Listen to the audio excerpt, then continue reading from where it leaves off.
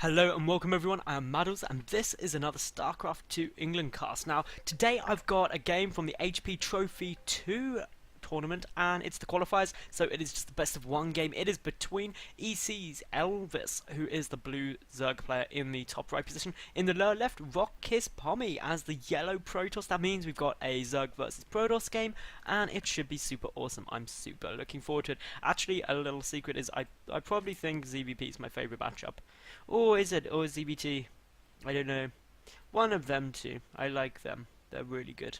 But anyway, back to the game. It is Antigua Shipyard. It's the GSL map version of it, so it is force cross spawns and all of that sort of shizzle. So basically everything's cool. They do know where they are. Obviously the Overlord coming across that way for that precise reason. Now, as for build order, Pomi already going for, well, not a fast expansion. Demonstrated just by the pylon there. It won't be a Nexus first, and to be honest, Antigua is really probably the worst map that's in circulation at the moment for going for a fast expansion of Protoss, just because this area here is just huge. Even if you wall off using the Nexus, it can be really difficult to basically try and get everything through, and it's just a bit of a nightmare, and it takes 2 cannons, etc. Now, obviously for Elvis, we should see a 14 or 15 pull, depending on how safe he's feeling. There's not a huge amount of difference. Personally, I think go for 15. And then, obviously, we should see about 16 hatch after that. Again, because you've got the pool out, you're ready to defend against cannons or anything like that. And I don't reckon we'll see a super quick third, because obviously it's so uncommon for a Protoss to take that expansion. As you can see, we don't have that from Pomi, although Pomi hasn't built a gateway. So is Pomi going to Nexus first? My god, Pomi's going to Nexus first. That is so bold on this map. Like, literally, I would not expect this. If I was playing against this, I wouldn't. This would be like, I'd be 100% sure my opponent was not going to Nexus first, just because it is so hard to hold Antigua Shipyard. But that is going to probably mess up Elvis, because I doubt he's going to try and hit that 4 to 5 minute timing on his third base. So we'll see how that all interacts. Maybe they'll still play standard, but in my opinion, I just wouldn't go for that. I mean, obviously, we'll be shown off by the fact that Overlord's coming over just to check what's there, really. We'll see that there's no wall off, and so we'll therefore be fully aware that, obviously, there is an expansion coming down. Now, we do have a forge in the main base, so that's suggesting to me that we're going to see some kind of cannon rush. Now, has the Overlord seen it? Yes. That is critical. That means that now it's not going to become unexpected. But again, it's a strange place for the forge, to be honest. I mean, you tend to see the forge come down in the gateway position just to help the walling off, so maybe going for some more of a kind of hidden build, trying to go for that hidden cannon rush. The 2 Zerglings coming out are going to go and try and deal with the probe, to be honest, so that probe probably not going to be able to do very much at all. We do still have that drone coming down. We may see a very, very early expansion, actually, because, as you can see, the money's already getting up quite high. One Zergling coming over here, the other Zergling just scouting around the back of the natural base. But there we go, we should have that hatchery thrown down any second, which is going to be about 2 minutes 15. Which, very, very nice timing, everything good. Probe transfer coming down here. We've got 2 gases up already for the Protoss. Won't see any gas from the Zerg until roughly about 40 to 50 supply. Reason being is you just want to pump out as many drones as you can, get as many minerals coming in as possible, and really see how that plays it out. Now, looking here, we do of course have Cybercore coming down. That's going to open up Stalkers. No Zealot yet.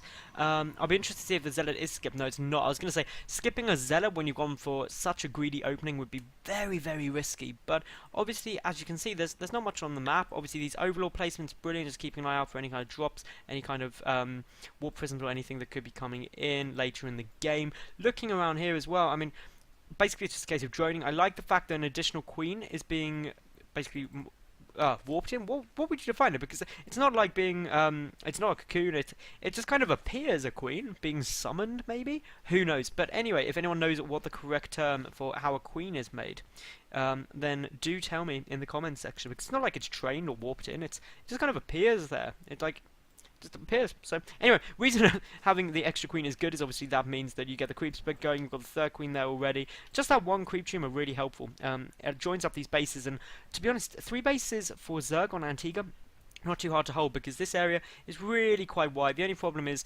this little bit here. It allows force to be a little bit more effective, but generally Zergs tend to try and defend here because you can get nice attack angles. We do have that Zealot on its way over, but that won't have any fun dealing much damage. Down here we've got the 3rd and 4th gas coming down. We've got the robo facility. But other than that, I mean, very little going on. The first gases will probably start getting taken now. We've got 2 down there. We should see 3 and 4 started pretty soon. We've got the Roach One and Evo Chamber. Always get the Roach One and Evo Chamber together.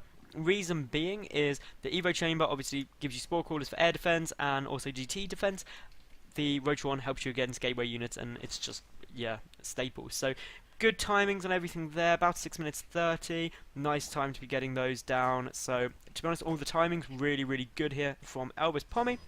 Well, he's got that robotic facility, getting out the Immortal, and, well, quite a few gateways being added on now. That's screaming to me, are we going to see some kind of Immortal Sentry push?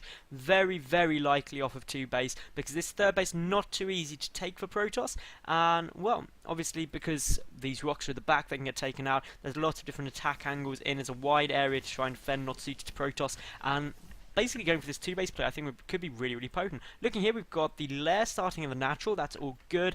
No sign of any upgrades or anything other than, of course, that speed upgrade. Nothing from the Evo chamber, just a single Evo. We've got the additional gas being taken now as well. No gas in the main yet, which again is all fine. And, well, it's all going to be down to what really comes out of these gateways. We've got even more being added on now.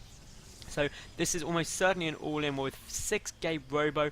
That is pretty all-in-ish off of 2 bases. It's heavily aggressive. The 3rd base will be super delayed from that. So no quick push to a 3rd, which is kind of made up for by the fact that he got that natural very fast indeed. Now if we look at the worker count, we do have 62 to 46, so obviously the Zerg is very nicely ahead. Now creep spread is nice actually across all of this. Really nice creep spread. We do have quite a few roaches coming out. But here we go, we've got the pylon here, we've got the sentries warping in, we've got the 2 immortals, so it's a 2 immortal sentry push. Very tough to beat, but the Overlord has scouted the forward pylon. That is such a big giveaway of what's going on, and now already you see here, basically the Zerglings, the roaches starting to move forward. Now the roaches can pick off that pylon from the low ground. I'm surprised they're not doing that with the vision from the Overlord, so that is again something you may have considered wanting to do. Got a couple of stalkers warping in now. This is going to be really tough to deal with. This really don't want to be fighting in a corner. This isn't the best place to go for this engagement, and I'm glad ecElvis pulled out that. The reason you don't want to engage here is all the Protoss armies backed against the wall, force fields go down, and then suddenly herbed up, you can't attack them. So great play, great choice by ecElvis. Just bide your time. Get as many units out as you can. The problem is engaging here isn't a great spot. If the roaches came in from behind or the Zerglings came in from behind and you push to the front, it may be better. But now this 3rd base almost definitely dead. There is no way to defend that. That 3rd base is going to go just for the sheer firepower available to the Protoss army. And this is always terrible to see for the Zerg players, because once you've lost your 3rd base, it really is hard to come back from this engagement. Now we've got a couple of units coming in from behind. We're trying to get a full surround, but so many force fields go down. Those force fields absolutely brilliant, blocking out the majority of the Zerg army. Some immortals are getting focused at the moment. One is certainly going to fall, but not before it does good damage. Transfuse went down on the roach there, and for the moment ecElvis looks like he's holding in here. The immortal's still on full shield, so that's important. We've got warping of more sentries. That is very critical to allow more force fields to go down, and the push wasn't completely crushed. If we look at the loss tab, it's about equal, but losing that 3rd base is such a problem for ecElvis, because he's now on equal bases with the Protoss, who is in just such a nice spot. The money got a bit high for Pommy.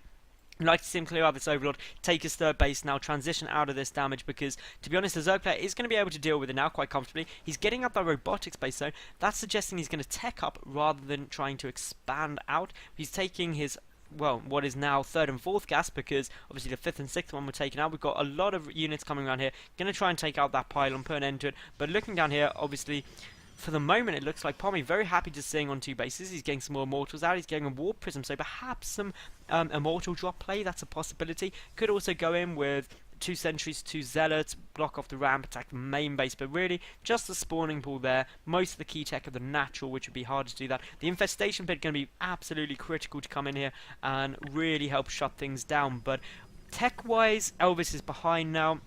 Income-wise, he's probably struggling. He's probably very similar to that of his opponent. They're both on nearly identical incomes, well, identical incomes anyway, now. So, until that 3rd base comes back into play any second, it's really a bad spot for the Zerg player, but Pommy wasn't quite able to deal that critical blow he really wanted to do. So, we'll wait and see what happens now. We do have more cannons being added in here, so perhaps Pommy's slightly concerned about a big counter push. He's getting that first Colossus up now. We do have more cannons coming down absolutely everywhere, really turtling up, and the problem with turtling up is it makes you safer short term, but long term you become a lot weaker.